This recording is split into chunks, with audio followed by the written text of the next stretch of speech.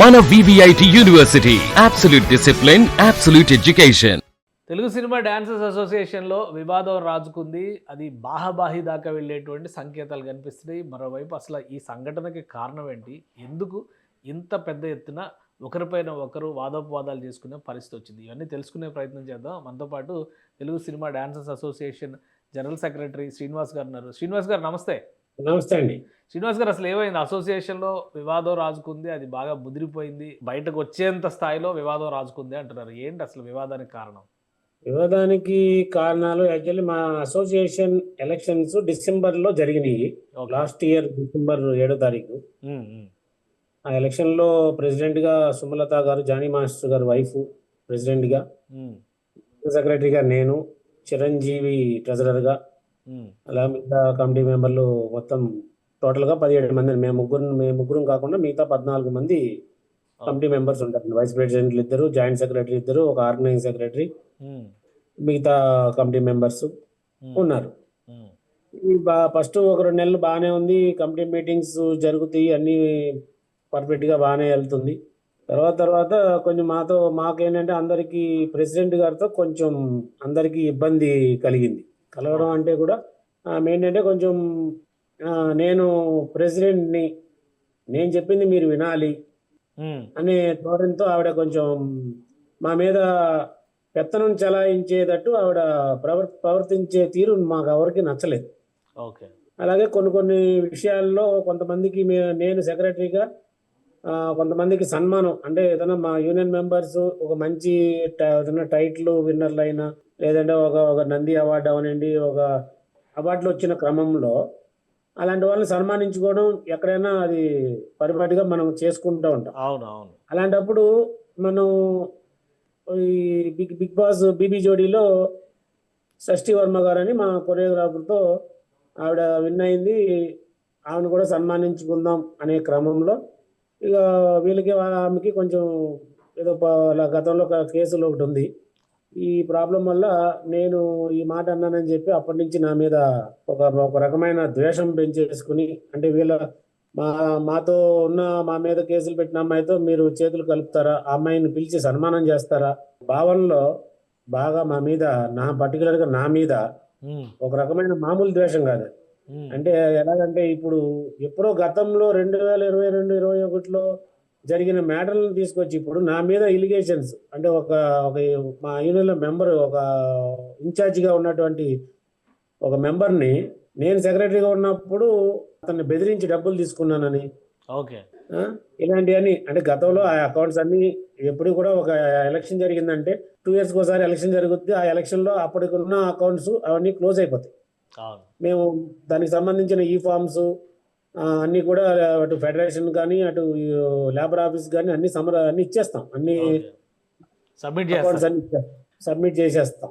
చేసిన తర్వాత మళ్ళీ ఇప్పుడు నేను గతంలో ఇలా చేశానని చెప్పి నా మీద ఏదో విధంగా వీడి మీద ఒక బురద చల్లితే దాన్ని మేము ఏదో చేయొచ్చు, అతనితో కంప్లైంట్ ఇప్పించి నా మీద ఇతను ఇలా ఇంత ఆర్థిక అక్రమాలు అంటే లెటర్లో కూడా రాయడం, ఆర్థిక అక్రమాలు అంటే అర్షద్ మేధా, విజయ్ మాల్యా లాంటి కోట్లు తిన్న వాళ్ళు కూడా ఇలా ఇంత పదాలు వాడలేదేమో అనుకుంటున్నా నేను.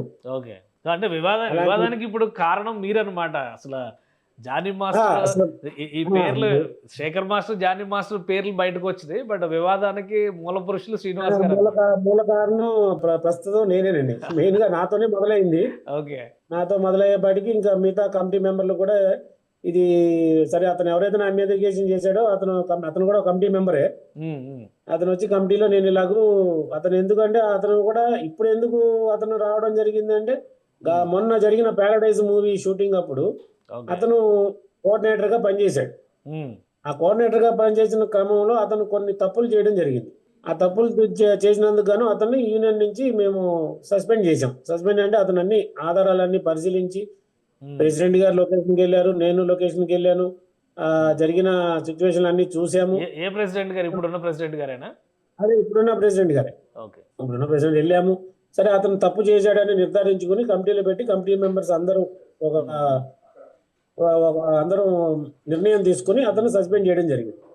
అతను సస్పెండ్ చేసిన తర్వాత ఇప్పుడు నెల 15 రోజుల తర్వాత అతను నేను 2022-21లో డబ్బులు ఇచ్చాను ఇతనికి అంటే అప్పుడు దానికి ముందు అతనికి గుర్తు రాలేదండి. నేను అప్పుడు తప్పు చేశానండి. దాని తర్వాత 3 బాడీలు మారినాయి కదా. 3 బాడీలు మారినప్పుడు కూడా మరి అప్పుడున్న ప్రెసిడెంట్ కి అప్పుడున్న సెక్రటరీకి కంప్లైంట్ చేసి ఉండొచ్చు కదా.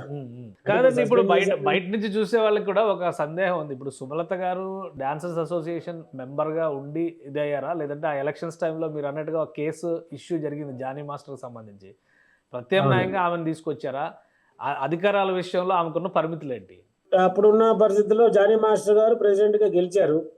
ఆయన 2023లో 23-25 సంవత్సరానికి గాను ఆయన ప్రెసిడెంట్ గా గెలిచిన తర్వాత ఒక 10 నెలలకే ఆయన దురదృష్టవశాత్తు అమ్మాయి కేసు పెట్టడం జరిగింది. ఆ కేసు తర్వాత చాంబర్ నుంచి లెటర్ వచ్చింది.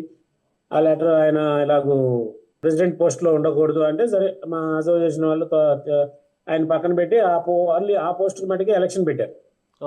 ప్రెసిడెంట్ పోస్ట్ కి ఎలక్షన్ పెట్టి వేరే జోసెఫ్ ప్రకాష్ గారు అని ఆయన ఆ టైంలో గెలిచారు. ఆ 1 year ఆయన పాలన ఆయన సాగింది. దాని తర్వాత మళ్ళీ నార్మల్ గా ఎలక్షన్స్ వచ్చినప్పుడు నన్ను మధ్యలోనే దింపేశారు, నా పోస్ట్ టైం ఉన్నా కూడా దింపేశారు అనే ఆయనలో ఒక బాధ అయితే ఉంది.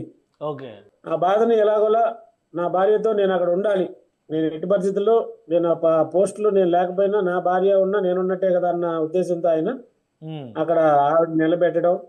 ఆవిడ నిలబెట్టినప్పుడు కూడా మేమే అందరం ఉన్నామండి. మేమంతా ఒక సపోర్ట్ గా ఉండి ఒక ప్యానెల్ అని పెట్టుకోకపోయినా ఒక అందరం కలిసికట్టుగానే పనిచేసి అందరం గెలిచాం. సో ఇప్పుడు Jani master versus Sekhar master, అక్కడ ఏం జరుగుతుంది? ఈ 2 గ్రూపుల కొట్లాట అన్నట్టుగా చిత్రీకరణ జరుగుతుంది. ఏం జరుగుతుంది వాళ్ళిద్దరి మధ్య? అలా ఏం లేదండి, జానీ మాస్టర్ శేఖర్ మాస్టర్ గ్రూపులు ఏం లేవండి. కాకపోతే ఏం జరుగుతుందంటే ఇప్పుడు నిన్న జరిగిన ఇష్యూ ఏంటంటే మన కమిటీ మెంబర్లకి ఈ 8 మంది రిజైన్ చేశారు మాతో పాటు. ఆ 8 మందికి ఎలక్షన్లు పెట్టాలా వద్దా అంటే వాళ్ళని ఆల్రెడీ మేము రిజైన్ లెటర్ ఇచ్చాము. ఫెడరేషన్ వాళ్ళు అంగీకరించలేదు. అయినా కూడా యూనియన్ ప్రెసిడెంట్ గా నేను అంగీకరిస్తున్నానని చెప్పి ఆవిడ మమ్మల్ని సస్పెండ్ చేయడం జరిగింది. సో ఇప్పుడు బాడీ ఆల్మోస్ట్ 70% క్లోజ్ అన్నట్టు, రిజిగ్నేషన్స్ యాక్సెప్ట్ అయిపోయినట్టే. రిజిగ్నేషన్ యాక్సెప్ట్ అయిపోయినాయి. దీని తర్వాత లేబర్ ఆఫీస్ కూడా వెళ్ళాము. ఆయన జాయింట్ కమిషనర్ ఆఫ్ లేబర్ గారు కూడా శ్యామ్ సుందర్ రెడ్డి గారు కూడా నువ్వు సస్పెండ్ చేసే రైట్ నీకు లేదమ్మా, అది కరెక్ట్ కాదు. వాళ్ళు రాజీనామాలు ఫెడరేషన్లు ఇచ్చారు, సరే ఆమోదించలేదు. సరే ఆమోదించకుండానే నువ్వు ఎలా సస్పెండ్ చేస్తావు, నీకు ఆ రైట్ ఎక్కడిది అని చెప్తే నేను మళ్ళీ తిరిగి వాళ్ళని తీసుకో, సెక్రటరీ ట్రెజరర్ మీద నువ్వు ఏదో ఎలిగేషన్ చేస్తున్నావు కదా, వాళ్ళకి నోటీసులు ఇచ్చి వాళ్ళు ఏం తప్పులు చేశారో వాళ్ళ డాక్యుమెంట్స్ అవి ఇచ్చి వాళ్ళ దగ్గర ఎవరైనా తీసుకుని జనరల్ బాడీలో పెట్టి వాళ్ళు తప్పు చేశారు అంటే 100% వాళ్ళని మీరు ఏ విధంగా జనరల్ బాడీలో పెట్టి శిక్షిస్తారో వాళ్ళని యాక్షన్ తీసుకోండి, తప్పు లేదని చెప్పారు. అవన్నీ ఏది ప్రాసెస్ చేయకుండా ఓన్లీ కమిటీ మెంబర్లకి 8 మందికే అసలు ఎలక్షన్లు పెట్టాలా వద్దా అనే దాని మీద నిన్న ఓటింగ్ జరిగింది. ఓటింగ్ కార్యక్రమం పెట్టారు. అయితే దానికి ముందు 5వ తారీఖు ఒక జనరల్ బాడీ జరిగింది ఈ మంత్ లోనే. ఆ జనరల్ బాడీలో ఆవిడ కూడా మీటింగ్ లోనే ఫెడరేషన్ పెద్దలు ఉన్నారు, ఫెడరేషన్ సెక్రటరీ ట్రెజరర్ ఇద్దరు వచ్చారు, అలాగే లేబర్ ఆఫీస్ నుంచి అసిస్టెంట్ కమిషనర్ ఆఫ్ లేబర్ వాళ్ళు ఇద్దరు వచ్చారు. వాళ్ళ సమక్షంలోనే మీటింగ్ జరుగుతుంది. సాయంత్రం అయ్యేటప్పటికి ఇక నేను కూడా రాజీనామా చేస్తున్నాను, నేను కూడా ఇక్కడ ఉండలేను, వీళ్ళతో కలిసి నేను పని చేయలేను అని చెప్పి ఆవిడ కూడా ప్రెసిడెంట్ గారు సుమలతాదేవి గారు అని నేను క్షమాపణలు చెప్తున్నాను, నా వల్ల కావట్లేదు, నేను ఉండను అని చెప్పేసి మా దగ్గర ఆల్రెడీ వీడియో పూర్వకంగా అన్ని మా ఏ జనరల్ బాడీ జరిగినా కూడా వీడియో పూర్వకంగా అన్ని ఉంటాయండి అని వాళ్ళ సమక్షంలో చెప్పేసి, అలాగే జానీ మాస్టర్ గారు కూడా నేను మొన్న మా మిసెస్ గెలిచిన ఎలక్షన్ లో నేను కూడా ఆవిడకి వెనకాల నిలబడి ఈ పనులు చేస్తాము, ల్యాండ్ తీసుకొస్తాము, ఇన్సూరెన్స్ చేపిస్తాము, మీ అందరికీ మంచి ఏదైనా షో చేసి ఒక యూనియన్ కి ఒక అమౌంట్ తెచ్చి సభ్యులకి సంక్షేమం కోసం ఏదో చేస్తాము అని చెప్పి అవన్నీ నేను చేయలేకపోయాను. కాబట్టి నాష్టాంగ నమస్కారం చేసి అలా ఆయన చేసిన పడుకుని అందరి సభ్యుల ముందు చేశాడు. ఆయన చేసి వెళ్ళిపోతానని చెప్పిన వాళ్ళు మళ్ళీ మేము ఆ మాట అనలేదు, ఉంటే రీజన్ లెటర్ చూపిండి అంటున్నారు. అంటే సభ్యులు సాక్షిగా మైక్ లో చెప్పి అన్ని చెప్పిన వాళ్ళు మళ్ళీ మా లెటర్ ఉందా, మీ దగ్గర లెటర్ ఉంటే చూపిండి, మేము అలా అనలేదు ఇలా అనలేదని మాట మారుస్తున్నారు. ఫెడరేషన్ వాళ్ళు ఏం చెప్పారంటే మన 5వ తారీఖు మీటింగ్ అయిన తర్వాత మీరు ఏదైతే అధ్యక్షులుగా రాజీనామా చేశారో మీరు కూడా గతంలో 10 మంది రిజైన్ చేశారు. ఆ రిజైన్ చేసిన వాళ్ళతో పాటు మీరు కూడా రిజైన్ చేశానని చెప్పారు కాబట్టి మీ అందరికీ ఎలక్షన్లు పెట్టాలా లేక ఓన్లీ కమిటీ మెంబర్లకే ఎలక్షన్లు పెట్టాలా 2 పాయింట్లు 3 పాయింట్లు రాసి వాళ్ళు పంపించారు. ఇది కూడా మీ అజెండా పాయింట్ లో పెట్టండి అని. అయితే ఈవిడేం చేశారు, ఈవిడ ఫెడరేషన్ వాళ్ళని పరిగణలోకి తీసుకోకుండా అసలు వాళ్ళ లెటర్ను పక్కన పెట్టేసి ఈమె సొంత నిర్ణయం ఓన్లీ కమిటీ మెంబర్స్ ఎలక్షన్ కావాలా వద్దా అనే దాని మీదే ఒక స్టిక్కర్ ఒక పాంప్లెట్ లాగా ఒక ముద్రించి అక్కడ పెట్టారు. అయితే నిన్న ఫెడరేషన్ వాళ్ళు వచ్చారు, రాగానే మార్నింగ్ చూసి ఇది మేము చెప్పింది ఇది కాదు కదండి, విత్ అందరికీ మొత్తం ప్రెసిడెంట్ సెక్రటరీ అందరితో పాటు కమిటీ మెంబర్లు అందరితో పాటు కదా మేము చెప్పాము, మీరు ఓన్లీ ఇలా ఇదొక్కటే ఎలా పెడతారు అంటే లేదు మేము ఇదే చేస్తాం, నా ధోరణి ఇంతే అన్నట్టుగా ఆవిడ చెప్పడంతో ఇందులో శేఖర్ మాస్టర్ పాత్ర ఏంటి? ఆయన ఎక్కడ ఇన్వాల్వ్ ఆయన శేఖర్ పాత్రే, ఆయన కూడా వన్ ఆఫ్ ది యూనియన్ మెంబరే. ఆయన కూడా ఇలా యూనియన్ లో ఏం జరుగుతుంది, ఓటింగ్ జరుగుతుంది కదా అని వచ్చారు. వచ్చిన తర్వాత మేమందరం ఇది చేసే ప్రాసెస్ కరెక్ట్ కాదు, ఇలా మేము లేబర్ ఆఫీస్కి వెళ్ళాం మాస్టర్ గారు, అలాగే ఫెడరేషన్కి కూడా లెటర్లు వచ్చినాయి చూడండి, మీరు చదవండి, ఇలా వాళ్ళు చెప్పింది ఒకటైతే వీళ్ళు చేసేది ఇంకోటి చేస్తున్నారు, ఇది కరెక్ట్ కాదండి అని చెప్తే అప్పుడు దాని మీద ఆయన మాట్లాడడం జరిగింది. సో అంటే ఇది డైరెక్ట్ గా జానీ వర్సెస్ శేఖర్ మాస్టర్ కాదు. అలా ఎప్పుడు అలా ఉండదులేండి మా యూనియన్ లో. మరి అలా ప్రాబ్లమ్స్ ఏమి ఉండవు, అందరూ కలిసిమెట్టుగా అందరూ ఉంటాం. కానీ కాకపోతే ఇలాంటి సిచ్యువేషన్ వచ్చినప్పుడు ఇక ఇప్పుడు జానీ మాస్టర్తో మాట్లాడాలి అంటే ఇప్పుడు నేను వెళ్ళి నేను కూడా ఆయనతో దాదాపు ఆయన దగ్గర మేనేజర్గా ఒక 2016, 17, 18 ఆయన పర్సనల్ మేనేజర్గా పనిచేశాను. దాని తర్వాత డీసెంట్గా మొన్న లాస్ట్ 3 years నుంచి ఆయనతో చాలా క్లోజ్గానే మూవ్ అయ్యాను. అంటే ఒక చిన్న మనస్పర్ధల వల్ల ఒక మనుషుల్ని టార్గెట్ చేసి అంటే వాళ్ళని ఏ విధంగా అయినా సరే వాళ్ళని నాశనం చేయాలి. మరి ఆల్రెడీ ఇష్యూ ఉంది, మొత్తం దేశం అంతా తెలుసు. జానీ మాస్టర్ని పక్కన పెట్టడానికి రీజన్ ఏంటి అనేది. మీరేమో మరి షష్ఠి వర్మకి సన్మానం చేయాలి అంటే అసోసియేషన్లో అది చీలికలకు కారణం అయిందని ఆలోచించలేదా మీరు? తప్పే ఉందండి. ఇప్పుడు కేసుకి దానికి సంబంధం ఉందండి. ఇప్పుడు ఒక మెంబరు చైనాలో మా మెంబర్ చైనాలో ఉంటారు ఫ్యామిలీ అందరూ. అతను గిన్నిస్ రికార్డు మొత్తం ఫ్యామిలీ, వైఫ్ అండ్ హస్బెండ్, 2 పిల్లలు, వాళ్ళ యోగాలో వాళ్ళు చైనాలో వాళ్ళకి 4గురికి అవార్డు వచ్చింది. సరే అతను సన్మానించుకునే క్రమంలో మా వైస్ ప్రెసిడెంట్ మా ఈసీ గ్రూప్ లో ఒక మాట అన్నాడు, ఇలాగూ మనం అతను ఎక్కడెక్కడో ఉన్న అతను కూడా సన్మానించుకుంటున్నాం, ఇక్కడికి వచ్చినప్పుడు ఇలా నిన్న కాక మొన్న నేను టీవీ చూశాను, ఇలా పలానా అమ్మాయి ఇలా వచ్చింది, అలాంటి వాళ్ళని కూడా సన్మానం చేసుకుంటే తప్పేముంది అన్నాడు. దానికి ఓకే తప్పేముంది, మనం చేసుకుందాము అన్నాను అంతే. ఇక అక్కడి నుంచి ఇక వేరే విధాలుగా అంటే ఎలా ఎటు తీసుకెళ్తే ఇది ఎక్కడ దొరికితే ఎలా పట్టుకుందాం అనే దాని మీద పర్సనల్ గా ఏమైనా ఉన్నాయా? సుమలత గారితో మీకు ఏమైనా పర్సనల్ గా ఇష్యూస్ ఉన్నాయా? ఆమె ప్రెసిడెంట్ అంటే జనరల్ సెక్రటరీ గారితోనే ఎక్కువ ఆపరేషన్స్ యాక్టివిటీస్ చూడాలి, ఆ గ్యాప్ ఏమైనా వచ్చిందా? ఆ గ్యాప్ అంటే అదేండి, ఈ ఫస్ట్ బిగినింగ్ 2 నెలలు బాగానే ఉన్నాం. దాని తర్వాత ఈ చిన్న ప్రాబ్లమ్స్ వచ్చినప్పుడు ఇంకా డైరెక్ట్ గా మాట్లాడట్లేదు. మా ఎవరికాళ్ళు మాట్లాడడం మానేసి ఉన్న ఆఫీసులో మేనేజర్ ఉంటాడు, మేనేజర్తో ఆయనతో చెప్పిస్తా ఉంటది, నువ్వు ఇలా చెయ్యి, అలా ఆయన దగ్గరికి వెళ్ళి ఇలా అడుగు, అది అడుగు, ఇది అడుగు అని. అదేదో ఆవిడే అడగొచ్చు కదా నాతో ఏదైనా నేను అవసరం ఉంటే డైరెక్ట్గా వెళ్ళి అడుగుతాను, తప్పే ఉంది దాంట్లో. నాకు చిన్న పెద్ద తేడా ఏం లేదు. నేనేదో 3 సార్లు గెలిచాను 4 సార్లు గెలిచాను అని అలా ఏం లేదు. ఆవిడ ప్రెసిడెంట్ అని మరి ఆవిడకి అధ్యక్షులు అనగానే మరి ఆ పదవికి ఏమన్నా వేరే మీ అర్థాలు ఉన్నాయేమో నాకు అర్థం కాదు, మాకు తెలియదు. మరి ఇప్పటి వరకు నేను ఇది 4వ సారి అంటే దాదాపు ఈవిడ కాకుండా ముగ్గురు ప్రెసిడెంట్లతో పనిచేశాను నేను. ఎప్పుడు కూడా ఎవరితో ఎలాంటి విభేదాలు లేవు, అందరితో. జానీ మాస్టర్ అరెస్ట్ విషయంలో కానీ తర్వాత జరిగిన పరిణామాల విషయంలో కానీ అసోసియేషన్లో ఉన్నవాళ్ళు, యూనియన్లో ఉన్నవాళ్ళు ప్రధానంగా జానీ మాస్టర్ వైపు నిలబడలేదు అనేటువంటి ఆవేదన, అదేమన్నా గ్యాప్కి కారణమైందా? అది ఆయనకి 100% అదైతే ఉందండి ఆయనకి. ఎందుకంటే ఆ టైంలో నిలబడలేదు అంటే కారణం ఏంటంటే ఇప్పుడు మనిషి ఏదన్నా వేరే కేసు అనుకోండి, ఎవరైనా కామన్ గా వచ్చి నిలబడతారు. ఇక్కడ ఈ అమ్మాయి కేసు అనగానే ఎవరికాళ్ళు కొంచెం వెనకడికి వేస్తారు గ్యారంటీగా. అవును.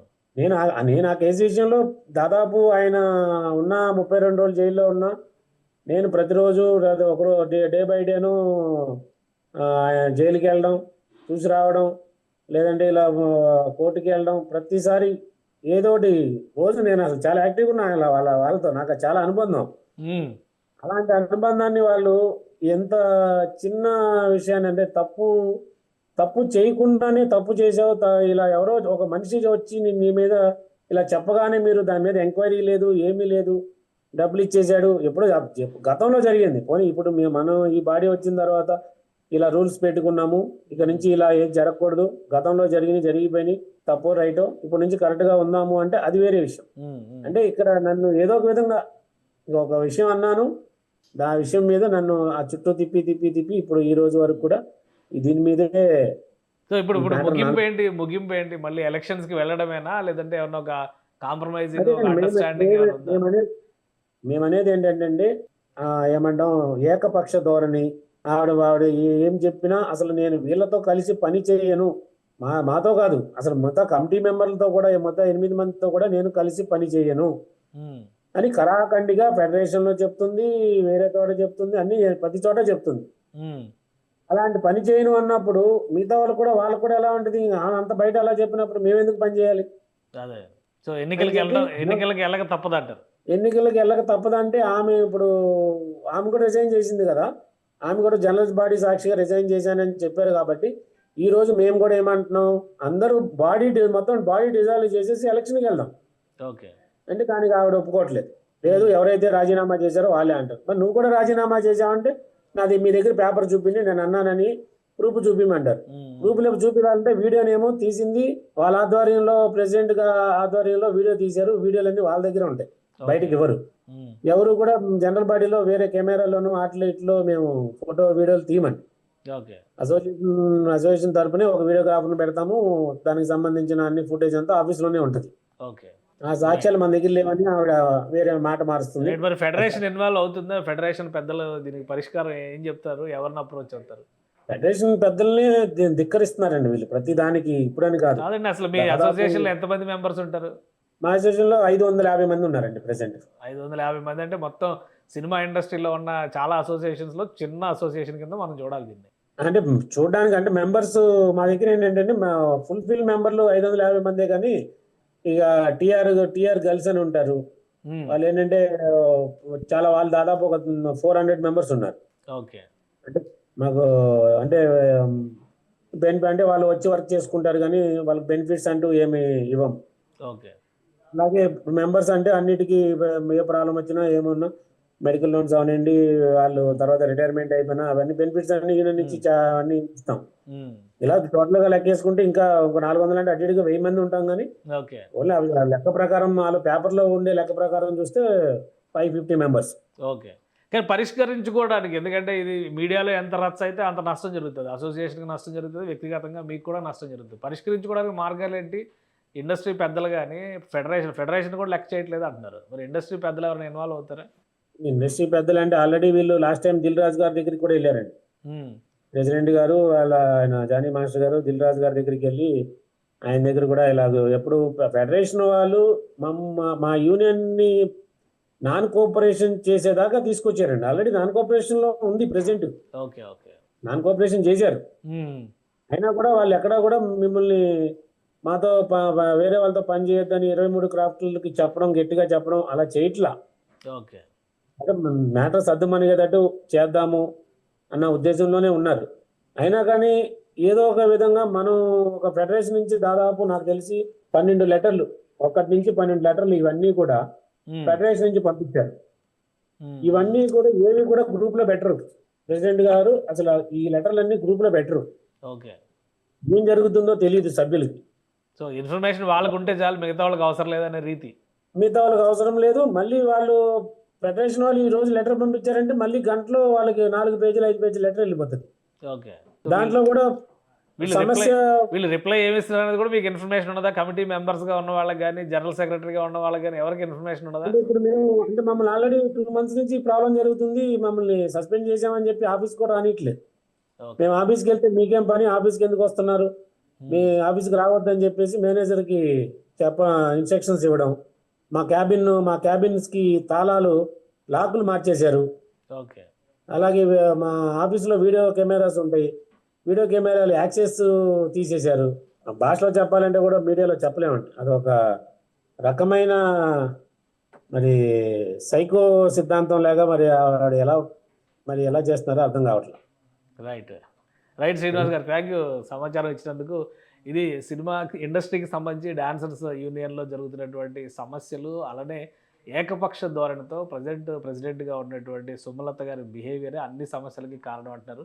అచీవర్స్గా ఉన్నటువంటి డాన్సర్స్ కొందరిని సన్మానించాలనే ప్రస్తావన వచ్చినప్పుడు సృష్టి వర్మ ఉదంతం వల్లనే తనపైన కూడా దాన్ని వివాదంగా మార్చేశారని చెప్పని శ్రీనివాస్ గారు చెప్తున్నారు. శేఖర్ మాస్టర్ కానీ ఇతరులు కానీ ఎవరు ఇన్వాల్వ్ అయినా సమస్య పరిష్కారం కోసం మాట్లాడిన వాళ్ళే కానీ ఇందులో గ్రూపులే లేవని ఆయన విశ్లేషిస్తున్నారు. ఇది స్పెషల్ డిస్కషన్. Keep watching.